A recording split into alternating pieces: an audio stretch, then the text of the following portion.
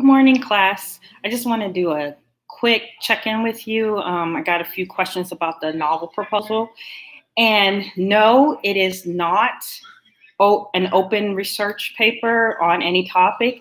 And no, it's not about any of the short stories. This novel proposal is about the picture of Dorian Gray. You're proposing a topic to me where you're going with your research paper. The picture of Dorian Gray, you will be writing a novel essay where you're going to be looking at the elements of the plot.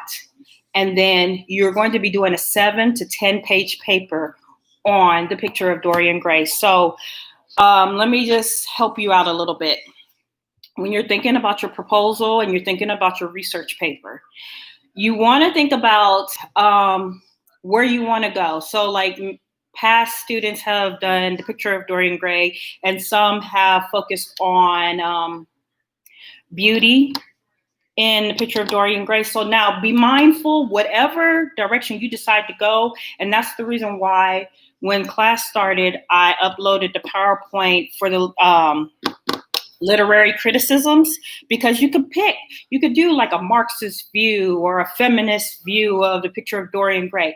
But just be mindful, whatever you pick, you have your next couple of assignments are dependent on what you pick. What I mean is, if you choose beauty in the picture of Dorian Gray, be able to find at least 10 to 12 sources on that topic, because your annotated bibliography requires that you find 10 to 12 sources for the picture of Dorian Gray. Now, the reason why we do the novel proposal is to get you thinking earlier.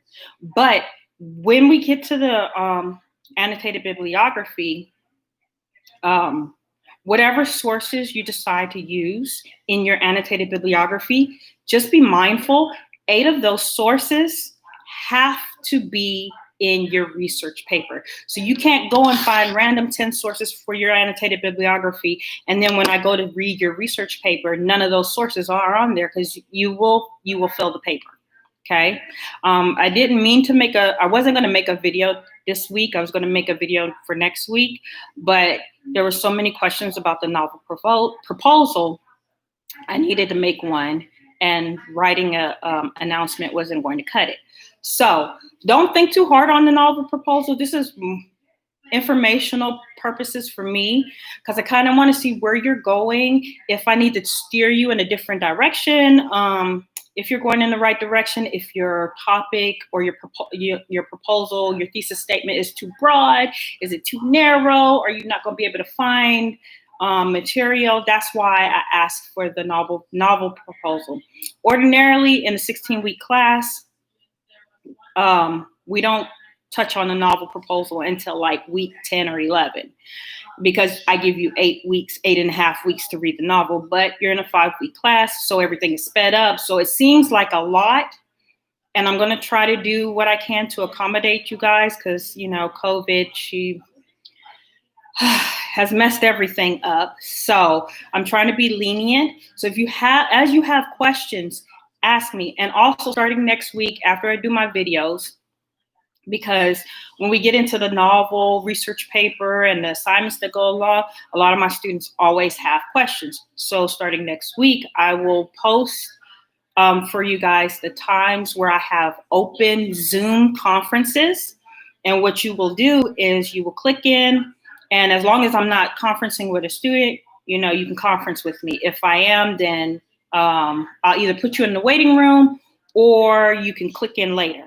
But I'll give you a time frame. I'll say like from 8 to 12 or from 10 to 12. It just depends on my schedule. And you can ask me whatever question, whatever clarification you need. And I'm trying to do that at least twice next week. If I see there's so many questions, I may, add more dates and stuff. So I will do a video for next week's assignments, because now we're getting into the meat of everything. And next week you have to do the poetry anthology. So the poetry anthology, I'm gonna just give you a little snapshot, because I know some of you guys like to work ahead. The poetry anthology is designed, that assignment is designed to kind of give you a inkling of what you're going to encounter when you do your annotated bibliography. Okay, so I give you a little leeway on that assignment, but I have specific things that you're going to have to hit in order for you to get the full points. And I will touch on that on Monday's video, as well as give you times. So if you have any questions, concerns, please don't hesitate to reach out to me. Email me at my CTC email, because Blackboard, when you message me through that, I don't always get the notification.